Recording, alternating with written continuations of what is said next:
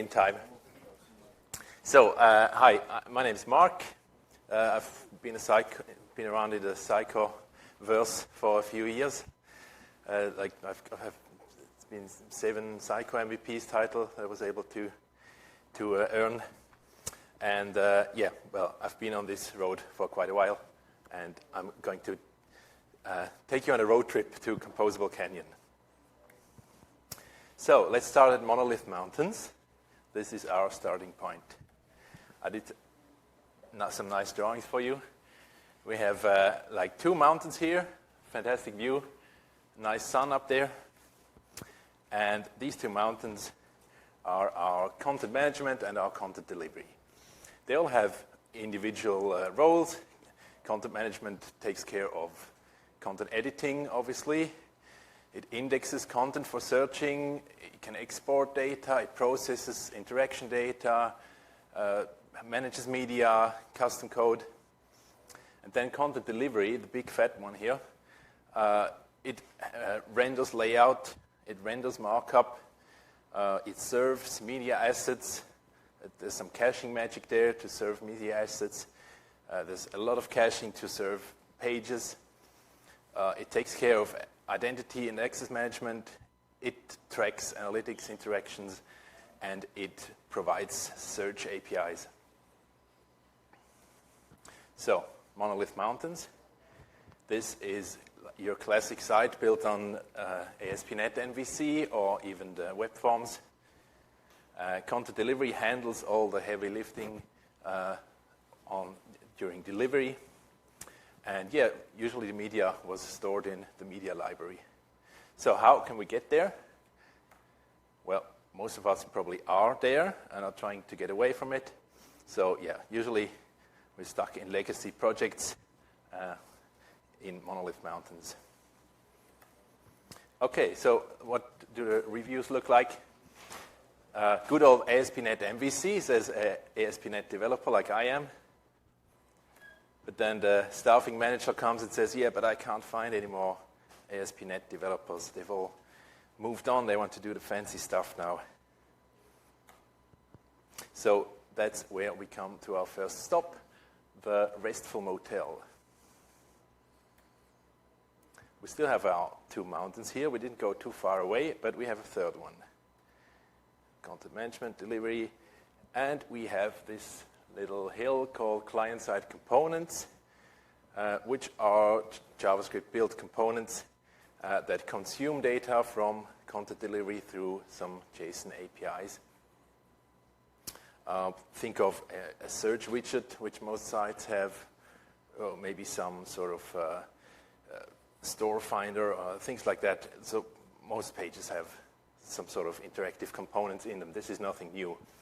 But this is sort of our first step into the headless world. We have these tiny headless applications. Exactly. So how can we get there? We need to build client-side components with whatever JS frameworks we choose to use. We can pull content through the item service API. I don't know if anyone remembers this. And or we can build custom API controllers if we need some sort of tailored JSON responses or some more complex queries. This is not really news, so let's move on. I forgot the reviews. So like the iOS developer says, I can use Psycho content in my app, fantastic. Only then to realize they still need a sidecar guy to build a controller or to explain these content APIs that they need to use. So that's where the next stop comes along, is the JSS Roadhouse. So we still have our 2 mountains here, but you might have noticed the delivery has shrunk a little because we've moved our generation of markup and the layout and serving of our entire application. We've moved this to the headless proxy. Well, this can be the headless proxy. This could be also a app on Next.js and Vercel. But I'm just going with with headless proxy in this presentation. So yeah, we've taken a bit of responsibility away from delivery, and we can sort of handle this in our client application. So what's to see here? Well, you have your entire site hosted on a headless proxy. This can be hosted anywhere, basically. It's usually simple front-end components. And, well, the delivery server now only serves layout service calls, apart from media assets, of course. But the only interface to delivery now is JSON. So how can we get there? This includes quite a bit of building. So we'll have to build this site. We'll have to build the layout and all components on in JavaScript, or you could use ASP.NET too if you want to. And you'll have to, usually you can do this with a complete site rebuild, but there are some creative solutions out there for sort of migrating a part of the components and leaving the others. But yeah, there's a bit of work there. This doesn't come for free. And yeah, we'll have to fetch. It's a bit weird with the delay. We'll have to fetch layout and content through the JSON APIs. Okay. So, front-end developers can SUGCON. Fantastic. But then, well, what's integrated mode, what's connected mode, and what's server-side rendering? So any one of you who's done JSS knows this struggle. So let's move on to the next stop, media crossroads. So it's time to part with our media assets. I'm not sure, can you understand me? It's really weird. Otherwise I stop my mic. Okay, yeah, maybe that's better. Okay, good. Good, okay. It's time to part way with our assets. Let's send them another way. So, this is our scenery, and we have a new mountain here, which is Content Hub Dam. Of course, this is composable. This could be any dam, but I'm going to stick with Content Hub because it has some key advantages here. And so we don't have any media anymore on content management. Content delivery doesn't have to serve media. We've moved this to a SaaS solution, and it will serve the media through public links, and managing is much better because it's a sophisticated tool for managing media assets, much more sophisticated than the media library was. So, yeah, let's say goodbye to the assets. Yeah, how you get there, you need to use a dam, an external dam to manage these assets, use a CDN to serve the assets, and Content Hub Dam offers both. So it manages assets, plus it offers the public links which are hosted on a CDN. Not every dam offers this, so this is sort of a plus for Content Hub. So the person managing these assets says, yay, now I can use these assets in other third-party systems. I can use them on my WordPress blogs if I want to. So yeah, there we go. Another step into Composable. And the DevOps team would say, yeah, less load on content delivery. We don't have all that bandwidth. We don't need all that caching. This is all handled for us on some CDN provider. So we already reached the edge, Composable Canyon. So let's have a look what we have here. We still have content management, but it only has little responsibilities now. It takes care of editing content still, obviously. You can still hook in some code around editing content if you want to. classic save handlers and triggers and things you need to do, validation. And we have a new player here, which is Experience Edge. I'll get into that.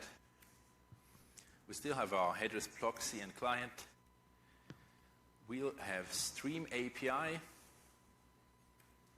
And we still have our Content Hub DAM, plus some more players. For instance, a search provider, identity and access management, or whatever else you need. You just basically plug them in as you need. So, where did content delivery go? It's completely disappeared. So to understand where content delivery went, here's a very simplified explanation of Experience Edge. Please forgive me, it's very high level. So, on content management, when you publish an item, this can, the moment you publish an item, it will, not like before, it will not copy an item to some other SQL database. It will call layout service, JS's layout service, and it will create a JSON snapshot of your item that you're publishing, or the items that you're publishing. And this snapshot is then copied to the edge, to a CDN. So you can sort of think of it like you have a JSON file for each page that you have. It's a bit more sophisticated than that, but this is a way of thinking how it works. Plus you have a fantastic GraphQL API, which you can then use to query. Okay, so there's a paradigm shift here that you need to be aware of. So far, we always had code running at delivery time. For instance, for some custom rendering content resolvers, we were able to maybe publish different content, show different content based on date, time of day, or things like that. You can't do that anymore. The moment you hit publish is the moment this data is fetched and then stored. So this is something you need to be aware of, something you probably have to remodel some code. But in the long run, this is going to bring some very good advantages. So here we say bye to content delivery. It's gone for good. And we also say bye XConnect. So we don't have XConnect, we don't have analytics and all these features on the delivery and content management mountains, if you want to stay with this analogy. We can use Stream API. Let me go back. This is the small one right there.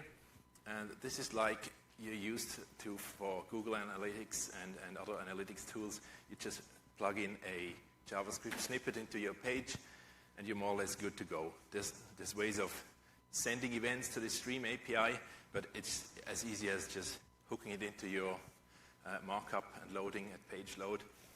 And this will take care of analytics and tracking through Sitecore's suite that they offer. Okay, let's move on. So, Lighthouse thinks this is super fast because obviously we are saving the data and it's sort of statically published. Marketing will need to learn new tools. And yeah, I don't think anyone's going to miss web forms for marketers. Yeah, that's it. These are my handles. And thanks.